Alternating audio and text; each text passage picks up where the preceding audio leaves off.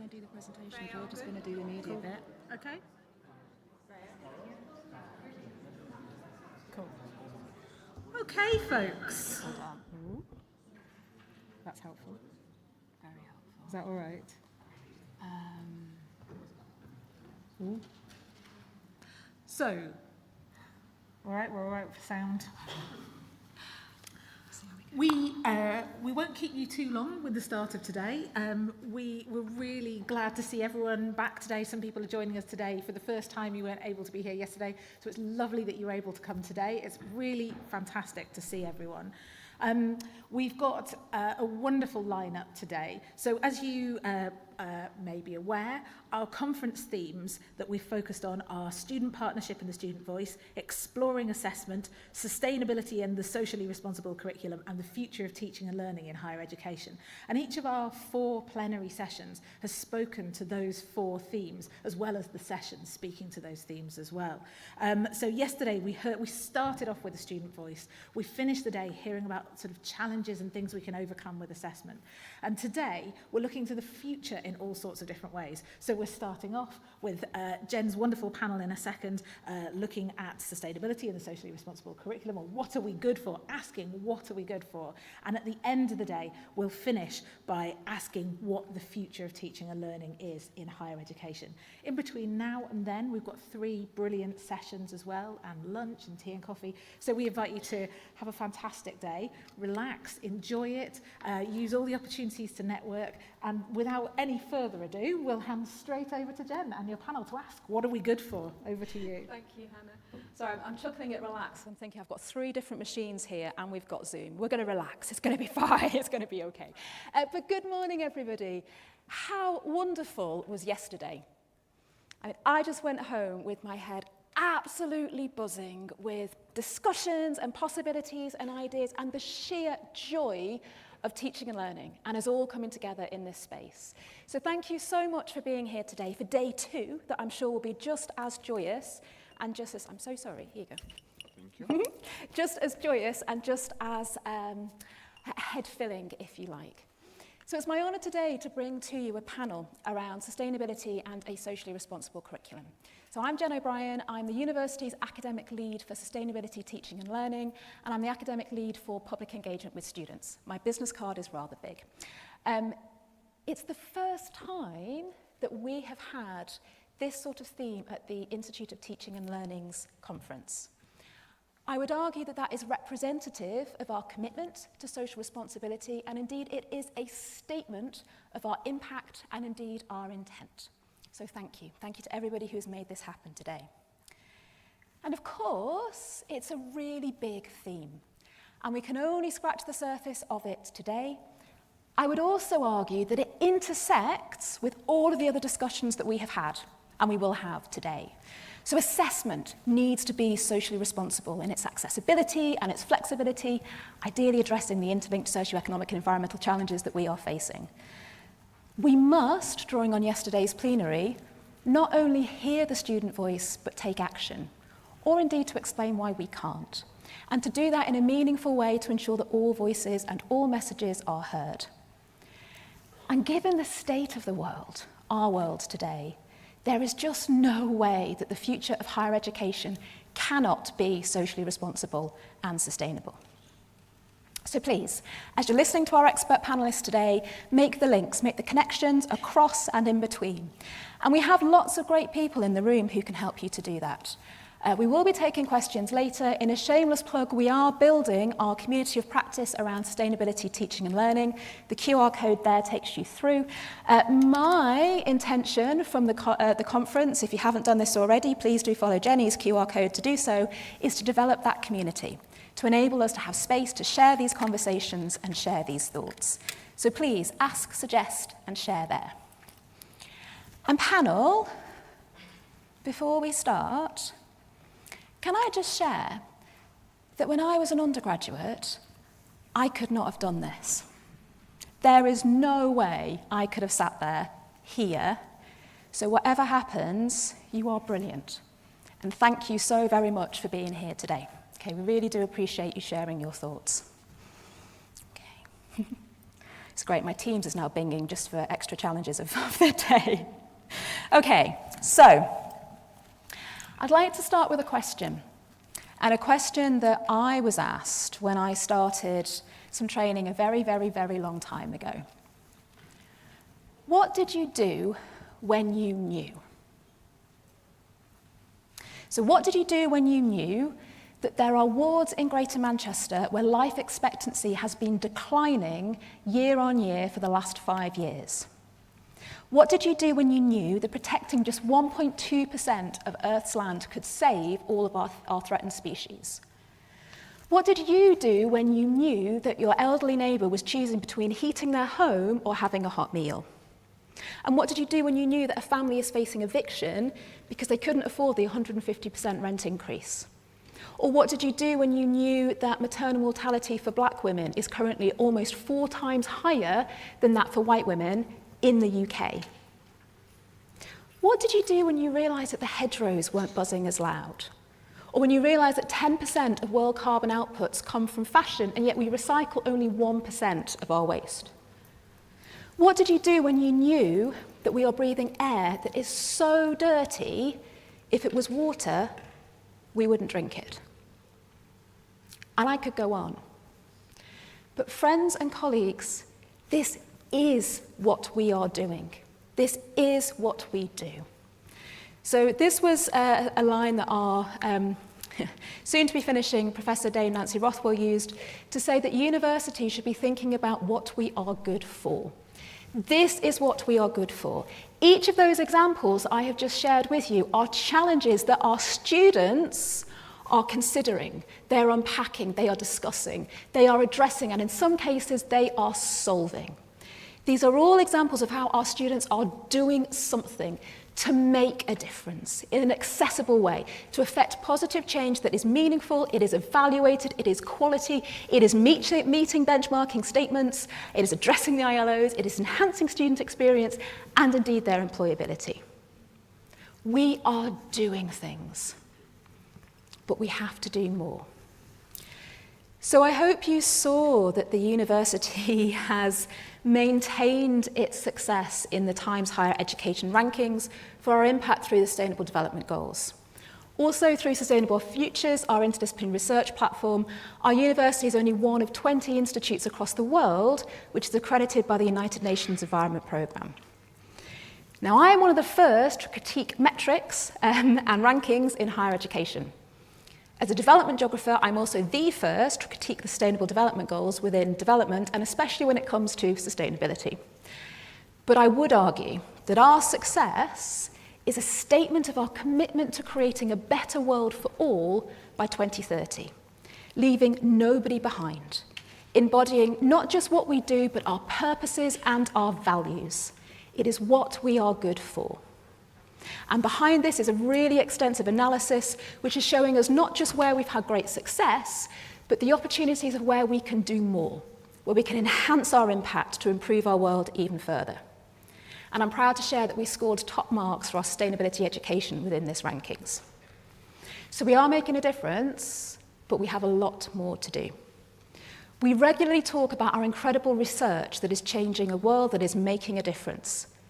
But our research informs our teaching, and our teaching needs to come back and inform our research.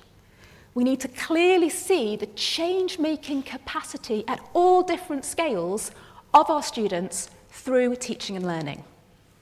We need for our student medics to understand that a changing climate is impacting disease patterns and to go out and research the solutions. We need for our math students to understand that we desperately need them to quant the numbers that we can understand this mess that we're in and do something about it. We need our economists to make sure that fair green growth happens, and our psychologists to change hearts, hands, and minds, as but a few examples.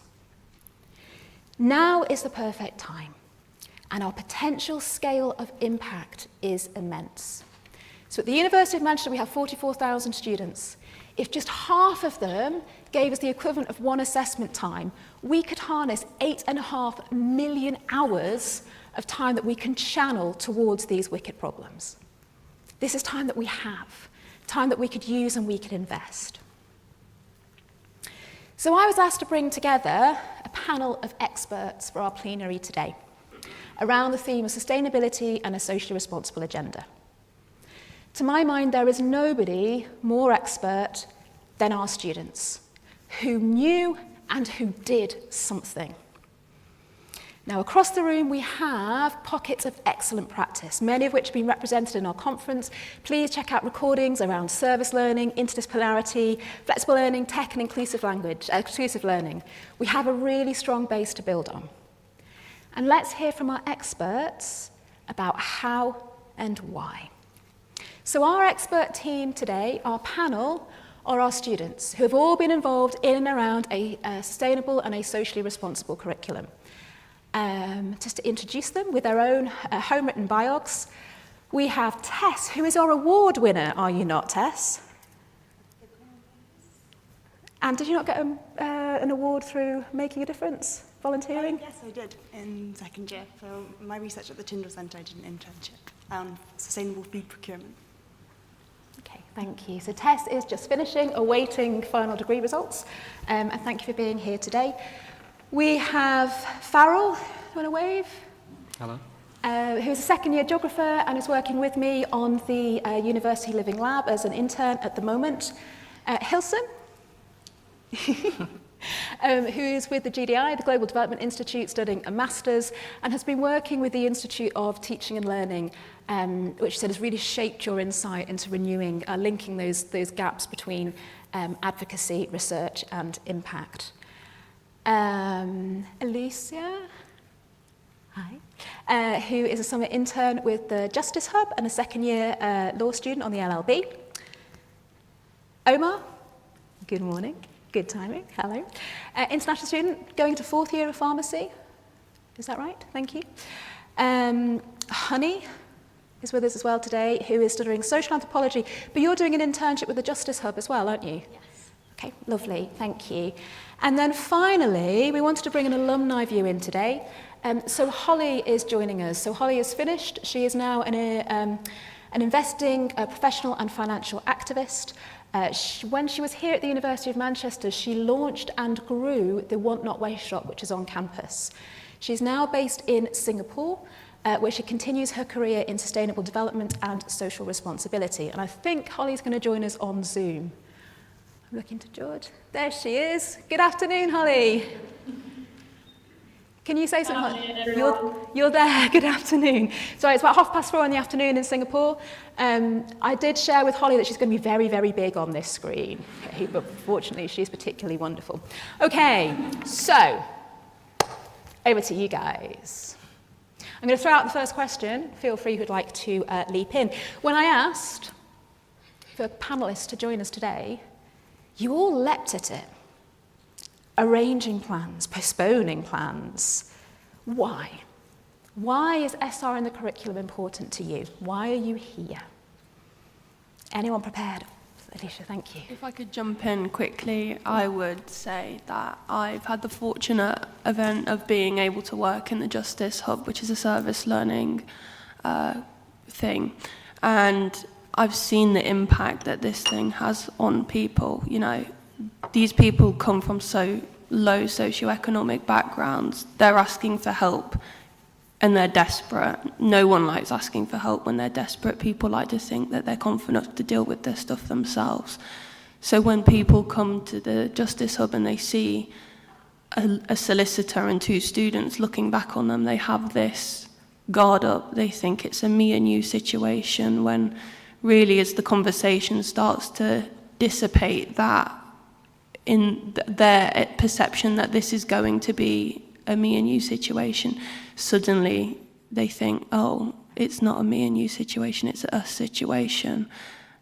And the impact and the slow realization of that scowl turning into a smile and the thank you that often follows the interview, I've seen the impact. And I'd be a fool to say that I've changed their lives. I haven't changed their situation at all, but I've definitely helped. And I think instead of thinking of a results-based thing, we can start to think more about how we can help people understand their own situation better as well. I think that's what I'd like to add to that, yeah. yeah, Hilson, can I come to you as someone you're not here for very long, here for a year, different, you've moved, completely different world. Why is it important to you? So just a bit of a background. Part of my presence here is made possible by the Equity and Merit Scholarship funded by the University of Manchester. And it's part of the university's aim to be socially responsible, helping like students or who come from marginalized communities or countries. So it then ignited something to me if big institutions, maybe in the north or somewhere, are willing to look beyond their borders to say maybe there's talent somewhere or the people might need something, maybe we should look at them. So part of the reason why I've been motivated to do some of the things here in the UK is if someone would think of me, maybe I should think of someone as well and give back. So I'm here motivated by the desire to think about something else or someone else who's not me. Yeah. I'm not going to last through this, I'm really not. Okay, thank you. I would love to add Go on, Holly. that. Please do. Yeah, perfect.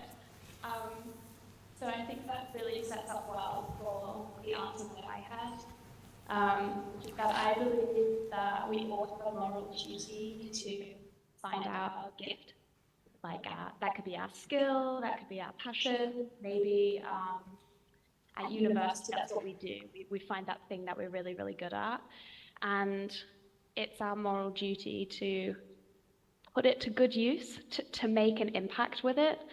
And that could be impactful volunteering. It could be where you choose to have your career. It could be, okay, maybe your career's got nothing to do with impact, but it's what you do with the privilege of the money you earn and, you know, these kind of things. Or maybe you're just a good listener and you're able to support people around you to have really impactful careers because you're a support network for them. So that kind of thinking of others thing, it's thinking like, so what? So what can I do with this strength that I have, with this skill that I have to maximize impact and lead a life of impact, basically. Thank you, Holly. Can I just pick up on that, if you mind, because we've got a great connection. We can hear you really well at the moment. Can I ask, how is your experience at uni? You're now in a really sustainable, SDG-focused, ethical place. How has your experience of SR in the curriculum here shaped that journey and got you to Singapore on a Wednesday, Thursday? Sorry, it's been a long week. On a Thursday morning. What's been the journey? How's SR got you to where you are, or supported that journey? It's all about you. The theme of this panel, and I said yes straight away because it's so easy for me to speak about this. I can easily name the 3 influences in my life that have made me this extra about social responsibility and leading a life of impact as my parents, being a scout, and UOM. Like from the first day, coming to as a prospective student to the final day in my graduation speeches, all the time there was this theme of social responsibility. I went to the uni knowing that I was going to learn things and contribute to society, not just whilst I was at Manchester, but afterwards, that it was just a springboard. And in the graduation speech, the last thing that was said to us was about essentially go forth. We've prepped you for 3 or 4 years, and now it's your turn. Now you can fly and flourish and continue to make an impact. So those at the start and finish of my degree basically framed this whole what are we good for message that you're talking about. But also I'd say a real catalyst, and Jen, you'll love this, is I always talk about it, the module I did with you. Checks in the post, the thank UN you. SDGs module. I think I was the second cohort to do it, and it was the talking point of all the jobs that I got afterwards. They couldn't believe I'd studied the UN SDGs, especially in the job market in America. In the US, not many students really know about the UN SDGs, so the fact that I studied it and was framing my life's work around it and stuff really showed me how there are so many different ways we can make an impact regardless of the degree that we've got. It's about the skill set and the passion. So yeah, I'd say those three things in my degree experience. Thank you, Holly, very much. I should have said earlier that the panel has been encouraged to speak openly, from the heart, critically. I think I owe Holly the checks in the post for that that drop there, but this is not genuinely, this is all coming through. Before we move on, was there anything that anyone else would like to add to that question? Please, go for it, Omar. Thank you. I'll just be adding, honestly, being from like a place that I came from, a very sheltered like area in Kuwait. I came here essentially not knowing anything except like my dad's house, and then seeing like all people from all walks of life working in pharmacy, and actually finally facing the stigma of like people with addiction, people with problems, and people with being from like low income areas. I'm not gonna lie, our tutors really prepared us for this. They really helped us with dealing with this, and I genuinely feel really grateful, because these are problems that we would not have actually ever really been taught how to do in like a book and paper type of thing, but it was mostly the tutors and the staff that were actually encouraging us to be more human in the medical field. Thank you very much. Go on, Tess, go for it. I'd also say, so I started originally on a biology degree, and it was in my first year. I had a lecture by Giles Johnson all about food security and how we need to feed 9 billion mouths and not increase the land that we farm. And I literally changed my degree. I changed from biology to plant science because I was so captivated by what he had to say. I did a bit more research as well, but it was really that lecture that really kind of opened my mind to it. And I would have, like, plant science is not something that you're taught about in A level. So it was only at degree really that I was exposed to it. So yeah, my memorable moment was not officially part of the curriculum. It was kind of offhand comments by lecturers. So yeah, your words really make an impact. And I'd say something else that really profoundly shaped my journey was Bill Sellers as well in Ecology and Evolution in year 2. We were learning about conservation strategies and how you implement them and how you make change. And he said that actually, if you really want to make change, you might have to consider moving into a career in finance or politics and actually using your science there. And actually, if you want to have like a worldwide or a larger impact, your real skill, if that is your skill, is to share that knowledge. So yeah, don't underestimate the power of your kind of offhand comments, because they really do make an impact. Thank you, Tess, very much. Okay, we know it's great. That's why you're here. That's why you've been invited to share. Oh, you're truly amazing people. What do we need to do better?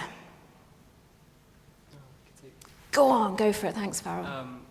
As individuals, we should look towards creating a more sustainable lifestyle in terms of small things or big things, as it starts with yourself. You can't achieve anything with a community if you don't start with yourself.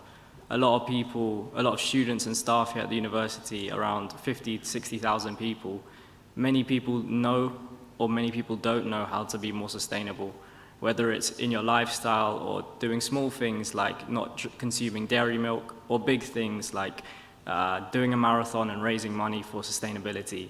It all starts with yourself, and I believe that individual sort of criteria that you have to achieve for yourself can make achievement for the whole community. Thank you. Do you mind if I extend that ever so slightly?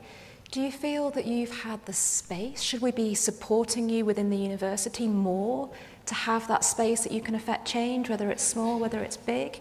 What else can we do as a university? 100%. There should be more opportunity to be more sustainable in terms of what you can do, more easy access to be more sustainable. However, it should be more pushed and encouraged onto students, as there is a lot of sustainability opportunities and lifestyle choices, but not many people take the action and not many people are encouraged to do so. Okay, thank you. Yeah, I would like to jump in on that. Oh, is somebody... Holly, can you hang on just... do the panel first. Yeah, just one moment. I'll come to you in just a second. I'm going to bring Honey in if that's okay, because she's not spoken. I'm coming. Hold that thought. Go on, Honey, go for it. Thank you. No. Go on, go for it. Yeah, in terms of the university, I just wanted to add as well that I think through implementing social responsibility, through service learning, and adding it into more courses, obviously really helps the community, but it's also really beneficial for the students. Obviously, the reason that we come to university and get ourselves in like all this debt is with the hopes of getting a good job, but for a lot of people on my course, it's like a lot of us don't know specifically what we'd like to go into. So I think if it was implemented more into our courses, an opportunity to do service learning, then it gives people like the opportunity to sort of figure out if this is something they would like to work in and like a job that they'd like to strive for. And it just gives students a lot more clarity while simultaneously benefiting like whatever charities or, you know, like pro bono work is being done. So it benefits the community as well as helping like the students figure out what they'd like to do, I think. So you think we should do more opportunities? Would you go mandatory? Holly, I'm coming. Would you go I can't say the word. Would you make it compulsory? Within a course? Yeah. I think if it's within the teaching hours that the student was like already signing up for, then yeah. Okay. I think it's a lot to implement that students have to do it in addition to their learning hours, because obviously like cost of living crisis, not everyone has the time and resources as much as I'm sure so many people would like to, but like a lot of people need to work, and I don't think it's fair to like add more hours of learning. But if it was within the hours of the course, I think a lot of people would really appreciate that. And Brilliant. the balance would be nice as well, to have practical learning as well, I think. Lovely. Just to add into that, I really think it should be compulsory across the whole university. I think there are patches of provision, like in different schools, and a student's experience of social responsibility is so different depending on what school they're in. So me and my friends were kind of talking about this the other day. Imagine if you had like a change makers unit that was compulsory in second year maybe, and it was about the theory of change making and social responsibility and how we actually make an impact. And if that was compulsory and if it was interdisciplinary, then you'd bring so many minds together. I think you'd really unlock a lot of potential. It's a great idea. Well, I want that. Thank you. Holly, I'm sorry, you were going to come in as well. Thank you. You're going to come in. Yeah. So I have some quite strong and bold opinions. Come on, give it to us, Holly. I really feel like we're given a lot of opportunities at Manchester. The volunteer hub, as a university, all the opportunities there, but then also the Students' Union as a separate entity, all the things that can be done through societies, as well as the volunteering projects that are run through the Students' Union. And then there's all the non-uni associated things that are available in Manchester.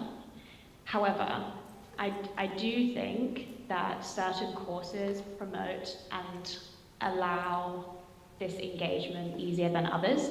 So I did a psychology degree, and in our second year, well, apart from psychology being like a do-gooders discipline, in our second year, whatever year we had a professional development module, and in second year, one of the things was do a placement. Like, just do a short placement in something that you care about as a form of preparing for what you might want to do with your degree, like try something out.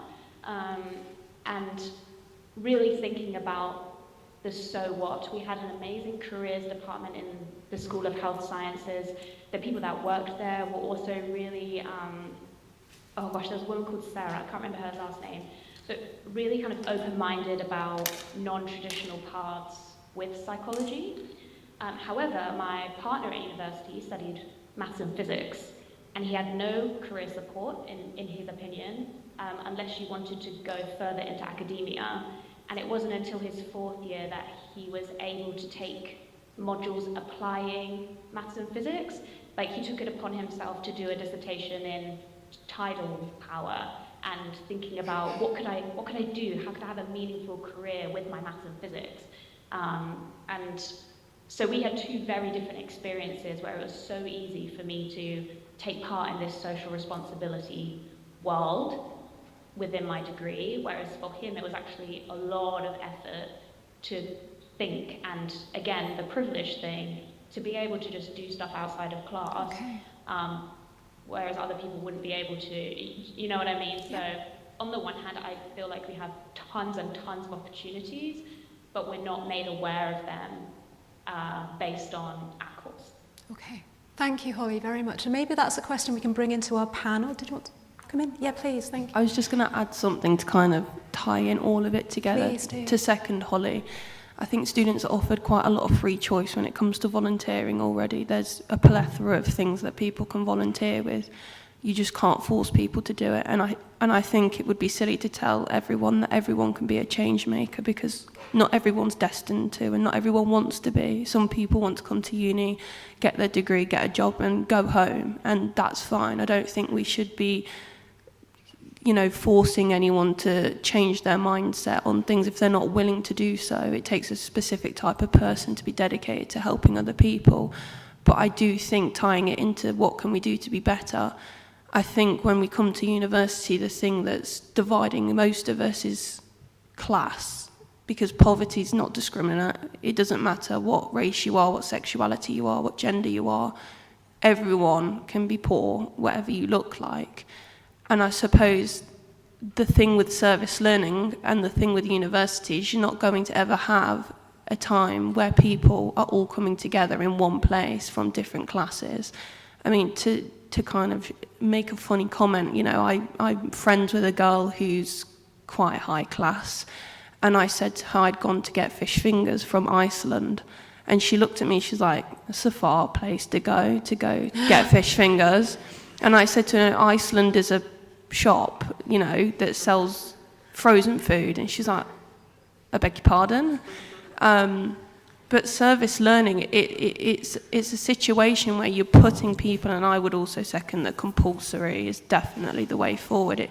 It puts people in that position to look at the other side, because a lot of people, the thing is out of sight, out of mind. People don't care to look at the other side, because it's not exactly like people from Chelsea are taking tour buses to go round the council houses of the rougher estates. It's just not happening. But university is where everyone's coming together for 3 years or more. And the compulsory thing is that opportunity to highlight the discrepancies that are happening in the UK and to show them that other side of the wall that they're not looking and they're not willing to see. I think that is something that I'd like to definitely make a highlight to with social responsibility. I think we all have it in us to be socially responsible. It's just whether you want to act on it.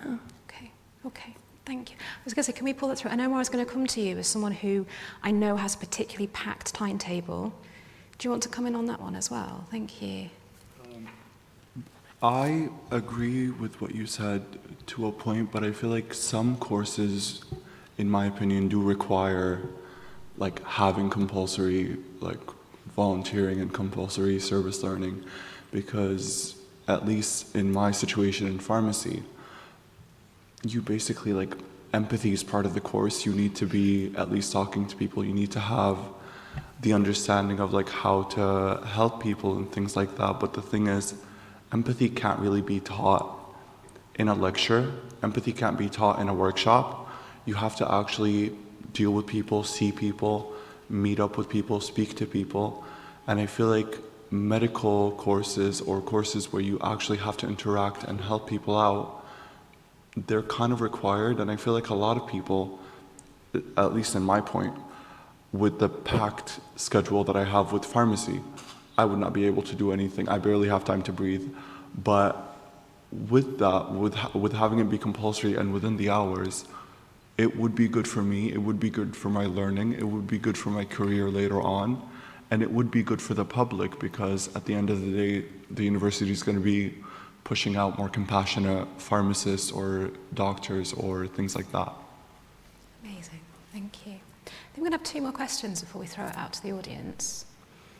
Drawing upon both of those points, A word that was used a lot yesterday was unlearning. Is there anything that you feel in your day-to-day, in your degree learning, in your experience at university, so for the collective experience, that we need to unlearn to further this agenda? Go on, Helson, thank you. I think we should unlearn the concept of thinking that students are empty vessels that need to be filled with your knowledge or with your expertise, to a situation where I'm also your teacher. I'm also someone with wealth of experience and lived realities that I can also bring to Manchester. So I'm not an empty vessel where in final year I'm filled by your knowledge and then I'm good to tackle the world challenges. And in that process, you've missed my knowledge as well that you could learn at the University of Manchester to tackle or to improve on how you've been fixing problems in the past and how you've improved as an institution. And I also think there's a need to break these silos, which you are from the Department of Materials, I'm from Global Development Institute, I'm from science, I'm from engineering, to an integrated approach and unified approach to problem solving, because the divisions that exist in the world today are emanating from these silos that have been created by the education sector or by the universities to say, I belong here, so we have the proper answers, we have the proper solutions. So if we could break these silos and at the same time, if we could open ourselves to learning from students and stop feeling them as if they don't have anything within them. So I think that's something that we should unlearn. Thank you very much. Anyone else?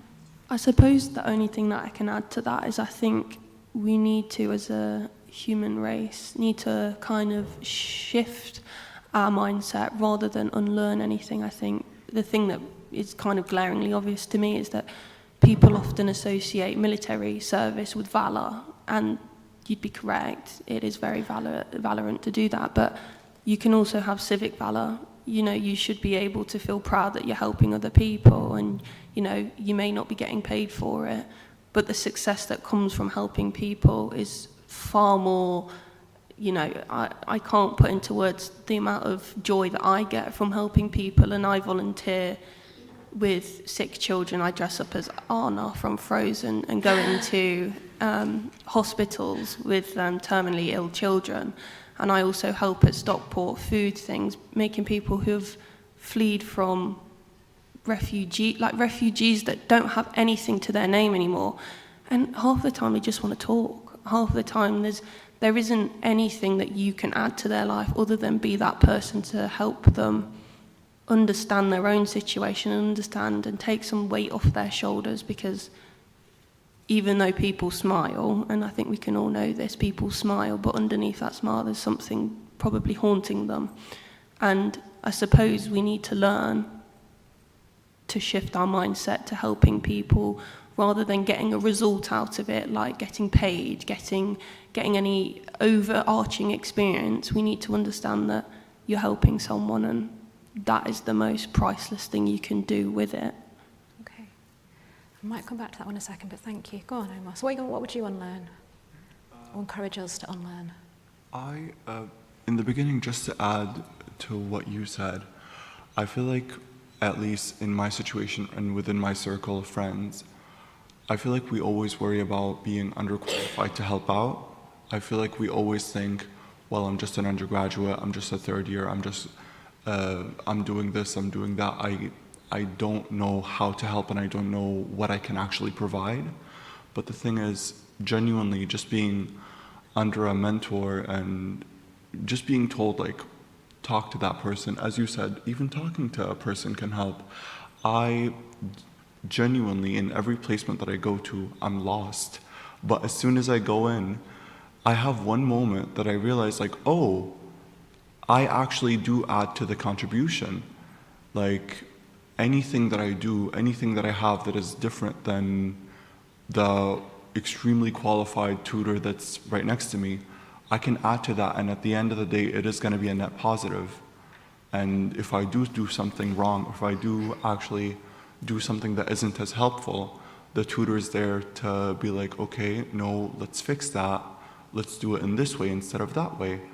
And for unlearning, I genuinely feel like the biggest thing to unlearn is like in the beginning of like our studies, we should be talking about stigma. We should be talking about people's upbringing and how to actually see like how to kind of like equalize that and make it more equitable. Because let's not lie and say that every single person that comes into university is the most wonderful, like charitable, kind person. But the thing is, let's at least have a baseline where it's kind of like, let's not have it be implied. Instead, let's have what we expect of like morality and things like that said, so that we all know. Because people coming from different cultures may not have the same things. I came from a whole different continent. I like a lot of things that I would think are wrong and right in the beginning. I learned from seeing people do it, but I didn't actually, that was through my own observation.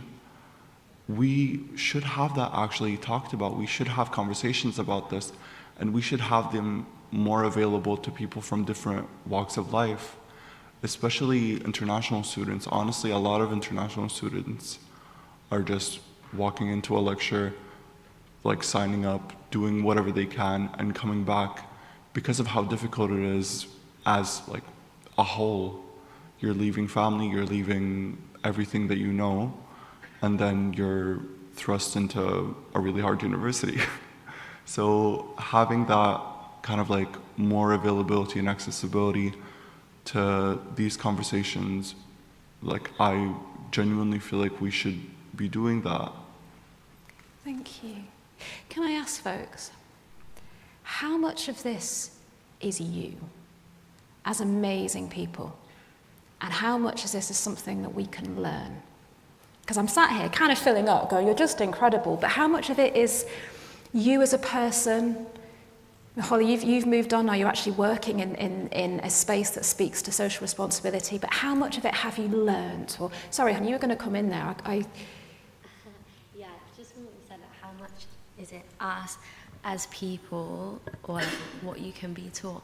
I think it's like really important to consider that everyone has different stuff going on. Like we're in a really lucky situation right now doing the internship that we're doing because we're getting paid to do it. Okay. So we're really lucky because, as Alicia mentioned, like we've had this like really powerful, like enriching experience where we've been able to help others. But it's a month long, and if it wasn't paid, I wouldn't be able to do it.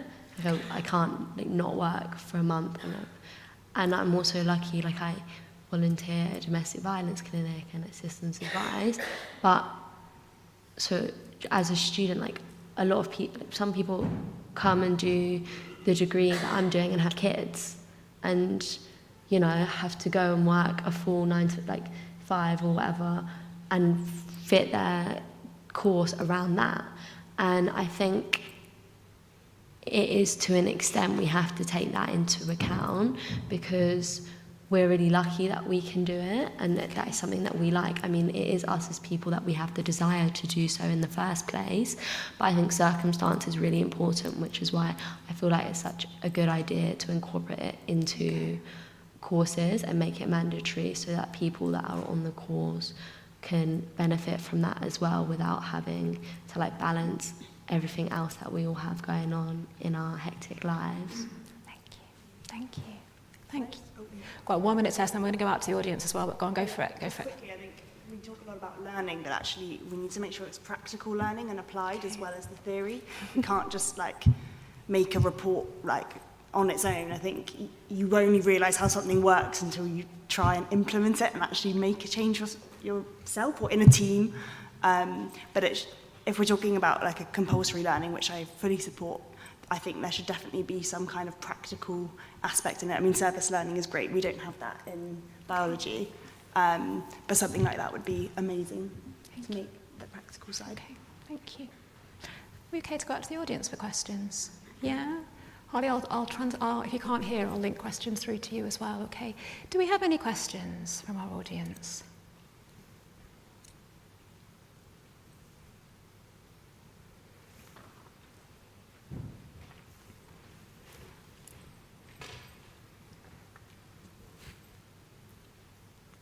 Thanks very much. It's more around the critical thinking. There's lots of assumptions being made, and I'm not saying they're assumptions, sorry, but I'm interested in where is the critical thinking about why should we care about others? Why should social responsibility, where is this part of being human? Do those discussions take place? Thank you. Are you sure? Thank you. I can... I would love to speak to that. Okay. Holly, can I come to you in one moment? Apologies, I've just realised you can't see the panel. Let's go Lisa and then I'll come to you. The camera didn't move quick enough to the... Okay, I'm sorry. I'm just going to come to Lisa and I'll come straight to you. Go on, thank you. The only thing that I can kind of add to that and answer that question is, especially with service learning, there's a big reflective element in this. Without that, I think most people, as with most professions, it becomes kind of a conveyor belt. People look at people like numbers, okay. For example, doctors have only got 10 minutes. We've only got 20 minutes in certain law clinics. You get it done. You're thinking, I need to get to the next one. I haven't got time to look at what was happening. But service learning, because it's in university, we're afforded more time. We can reflect on that thing. We can look back and say, gosh, what was actually happening, and how is that impacting the rest of society and the rest of the people that maybe it's impacting past what we can see. So, for example, Honey said she worked in a domestic violence. We can see a domestic violence case, but how can we help people who aren't coming forward and telling us about it? And I think that service learning especially is helpful with that, because it makes people think about people rather than seeing them as just another name on a sheet. Okay, thank you. I think when we were talking about this panel as well, you were sharing with me how there's a critical thinking space when things don't go to plan. And that's where the university framing helps in that support as well. Thank you, Alicia, very much. And Holly, I think you might have the last word here, so make it a good one. Oh, no. No pressure. Okay, yeah. So I think it circles back to the first thing I said about this kind of moral duty. But with the element of critical thinking, it is all about the framing. So you can't just put in a module and say, yeah, okay, part of your degree, you've got to do 20 service hours and it's got to be related to your degree somehow, go and do it. You're not framing something in a way that the students are going to critically engage, unless that's something that they're already doing. Students do need to be supported to think about the bigger picture of things. So whether that's at the Making a Difference Awards, looking at what people have done, how it made a change, seeing the material difference in your community, or alumni panels for careers, and it's something that the whole course has to attend, and you see what people went on to do with their degree and how it relates to social responsibility. I always, in all my workplaces, I always champion the idea of saying, so what? Like, what is the so what of the decisions that we're making, of the choices that we make with our volunteering or our paid work, especially when it comes to social responsibility. I think the most effective implementation of SR in the curriculum across all courses will all be in the framing. And the reflection element that was mentioned already, it's vital for success of any initiative. You can't just make things mandatory or throw things in without the framing of it. Thank you, Holly, very, very much indeed. Sadly, we need to come to a close. We have collectively a 44,000 strong, incredibly talented force for change.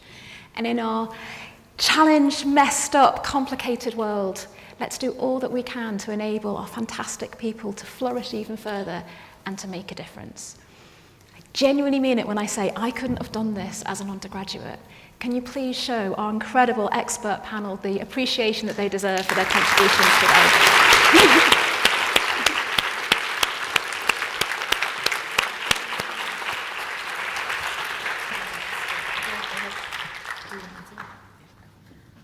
Thank you so much. Thank you so much, Jen, and thank you so much to the panel. That was really, really brilliant, so inspiring and an amazing start to the day. We don't really have anything else to say except that the sessions start in sort of 10 minutes or so. If you're a hybrid facilitator, I've put all the presentations on the desktop and logged into all the Zooms, so hopefully should all be smooth today.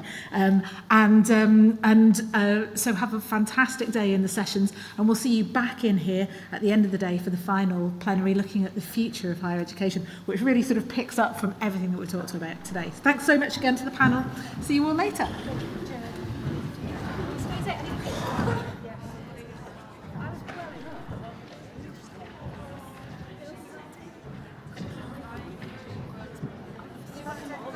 Yeah, I was hoping I could bring Holly back. Food project. I don't know if it's still running or not. It is. Yeah. Is it the men's one? The men's one. Yeah, we're the women's one. Oh, okay. Yeah, and the women's